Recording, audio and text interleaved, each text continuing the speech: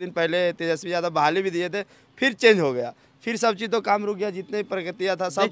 देखिए बिहार के जो नेता है ना, वो बिहार के लोगों को ढोलक बना दिए हैं, ठीक है ना। जिधर से मन आ रहा है उधर से डिमडिमा कर वो लोग अपना निकल जा रहा है। सर इससे बचने का तो कोई तो उपाय होगा ना, क्या इसका, क्या जनता क्या कर सकती है? नहीं, जनता अच्छे लोगों को चुने, जनता विश्वासी लोगों को चुने। बार बार ऐसे लोगों पे विश्वास करती है जो उनको बार बार ठगता है, बार बार ठगने का काम करते हैं। नीतीश कुमार जी इसके पहले पलटी मारे जी, फिर पलटी मारे, फिर आगे भी पलटी मारेंगे, उनका कोई गारंटी तो है नहीं। तो ये लोग जनता के मत के साथ ये लोग कहीं ना कहीं धोखा कर रहे हैं, अपने वोटरों के साथ ये लोग धोखा कर रहे हैं। पहले वो चुनाव किसके साथ लड़े? बीजेपी के साथ चुनाव लड़के सत्ता में आए। लोग उनको किस लिए चुना कि ये बीजेपी के साथ गठबंधन में है, तो उन पे भरोसा जताया, बीजेपी के साथ ही ना भरोसा जताया। उसके बाद से वो लोगों के साथ फिर धोखा करके वो चले गए आरजेडी के साथ, तो आरजेडी के साथ फिर थे, आरजेडी के बाद से फिर से बीजेपी में आ गए। तो इससे कहीं ना कहीं है उनके पलटने से बिहार के विकास में बहुत बड़ा ये एक बाधा बनता है। ये सब चीज़ जो मान लीजिए 20 दिन 25 दिन महीना 2 महीना का जो गैप होता है, भी कभी कभी लग जाता है सर, जो ये गैप होता है। मान लीजिए नए मंत्री जो आएंगे, नए मंत्रिमंडल का गठन होगा, नए मंत्री जो आएंगे उनको चीज़ों को समझने में टाइम लगेगा, तो ये बिहार के विकास में बहुत बड़ा एक बाधा बनेगा। और इससे कहीं ना कहीं हमारा बिहार जो है वो दिन प्रतिदिन आगे नहीं और पीछे चला जाएगा। और बाकी ये नेताओं का क्या कहना है, ये 2 लाख बहाली निकाल कर कहते हैं कि रोजगार देने वाली सरकार है। हम तेजस्वी यादव का बात कर रहे हैं, वो कहते हैं ना कि 2 लाख बहाली 2.5 लाख बहाली हम ला दिए, हिंदुस्तान में सबसे ज़्यादा नौकरी देने वाला राज्य बिहार है। अरे भाई, सबसे ज़्यादा शिक्षा जो है वो बिहार में है ना, तो आप कौन सा एहसान कर दिए बिहार में शिक्षक बहाली लाकर। बिहार के अभी भी सैकड़ों ऐसे स्कूल हैं जिसमें जो शिक्षक के अभाव में बंद हैं। सैकड़ों ऐसे स्कूल हैं जो जहाँ के बच्चे शिक्षक के अभाव में कहीं ना कहीं जो है वो अशिक्षित हो रहे हैं। बहुत सारे ऐसे बच्चे हैं जो मजदूर बन गए इन लोगों के भ्रष्ट सिस्टम के वजह से ना, इन लोगों के बहाली नहीं, शिक्षक बहाली नहीं लाने की वजह से, शिक्षकों का जो स्कूल में जो कमी था उसका भरपाई नहीं करने की वजह से जो हजारों लाखों करोड़ों बच्चे जो मजदूर बन गए, उनको शिक्षा जो है उनको नहीं मिल पाया। उसका दोषी कौन है? 10th और 12th इससे पहले मेरे गांव में का जो स्कूल है उसमें 3 शिक्षक थे।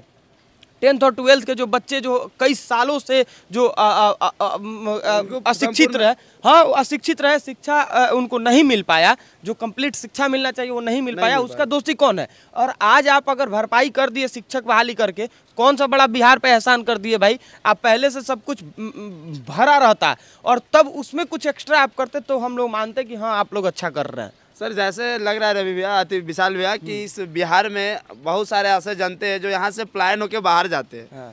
अगर ऐसा कुछ बिहार में रहता तो यही रह के वो अपने घर परिवार के साथ जीवन यापन करते हैं। ये देश जब आजाद हुआ जी, तो बिहार भी आजाद हुआ, हर राज्यों के साथ भी, गुजरात भी साथ में आज़ाद हुआ, बिहार भी साथ ही में आज़ाद हुआ, मुंबई भी एक ही साथ आज़ाद हुआ, सारे राज्य को तो एक ही बार आज़ादी मिला। उस समय बिहार में बहुत सारे ऐसे तो आज़ादी के बाद से ये बिहार संपन्न समृद्ध था, और आज़ादी के 75-77 साल बाद ये बिहार देश का सबसे पिछड़ा राज्य बन गया, ये पिछड़ा राज्य के श्रेणी में आ गया।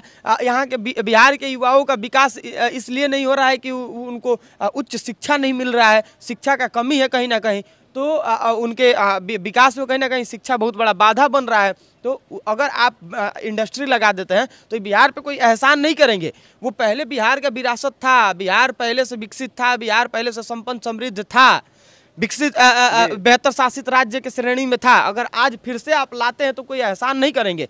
बिहार को डेवलप करने के बाद से, जो कमियां हैं उसको भरने के बाद से अगर कुछ आप अलग करते हैं तो हम आपको समझेंगे कि आप बिहार के लिए कुछ बेहतर लगना। नई साथी राज्य बनी है, वहाँ देख लीजिए आपको क्या हर चीज आपको भरपूर मिलेगा। यहाँ से लोग पलायन होते हैं। हम ये सवाल करते हैं उन नेताओं से कि आप ऐसा काम क्यों नहीं करते हैं कि तेलंगाना से कोई बिहार आए, ऐसा काम आप क्यों नहीं करते हैं कि कोई तमिलनाडु से बिहार आए, ऐसा काम आप क्यों नहीं करते हैं, ऐसा इंडस्ट्री डेवलप क्यों नहीं करते हैं कि कोई सूरत और गुजरात से बिहार में काम करने आए। क्यों बिहार के ही लोग देश के हर एक कोना में है, दमन और दीप चले जाइए, अंडमान निकोबार चले जाइए, मतलब किसी अंतिम छोर पे आप हिंदुस्तान के चले जाइए, वहाँ आपको बिहारी मिल जाएगा। तो आखिर क्यों भाई? बिहार में क्या आप उद्योग नहीं लगा सकते हैं क्या? बिहार में क्या इंडस्ट्री डेवलप नहीं कर सकते हैं क्या? बिहार के जो पारंपरिक जो उद्योग है उसको आप बढ़ावा नहीं दे सकते हैं क्या? सिल्क है, मखाना है, खेती, आप कृषि आधारित जो उद्योग है तो बिहार में जो कृषि आधारित उद्योग से लोग अपना घर चलाया करते थे, उसको आप बढ़ावा नहीं दे सकते हैं क्या? गन्ना का खेती करना लोग दिन प्रतिदिन कम कर दिया। क्यों कम कर दिया भाई? आप चीनी मिल जो था वो बंद कर दिए। 9-9, 10-10 चीनी मिल, कितना सारा चीनी मिल हर जिला में बंद हुआ।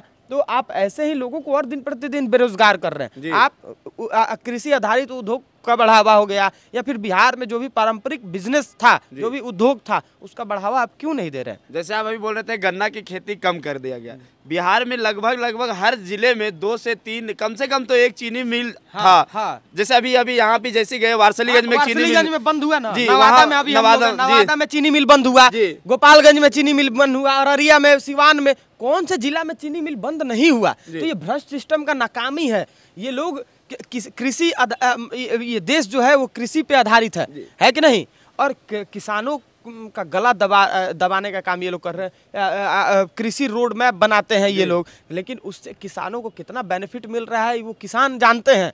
किसान को पता है कि कितना बेनिफिट इनके योजना लाने से। और कहेंगे कि जितने भी डिजिटल प्लेटफॉर्म पे पत्रकारिता करने वाले लोग हैं, जो आपका आवाज़ बनते हैं, जहाँ दिल्ली का कोई कैमरा नहीं पहुँचता है, वहाँ ये 300-400 और का माइक और 5000 का कैमरा पहुँचता है। तो आप ऐसे लोगों का सपोर्ट करिए। अगर ऐसे लोगों का सपोर्ट नहीं करिएगा तो इस लोकतंत्र का हत्या उसी दिन हो जाएगा जिस दिन आप डिजिटल प्लेटफॉर्म पे काम करने वाले लोगों का सम्मान करना भूल जाइएगा। तो सम्मान करिए। कहीं ना कहीं ये लोग लोकतंत्र को जिंदा कर रखे हैं और आपके और हमारे आवाज़ों को लोगों तक पहुँचाने का ये लोग काम कर रहे हैं। तो ऐसे लोगों का सपोर्ट करिए।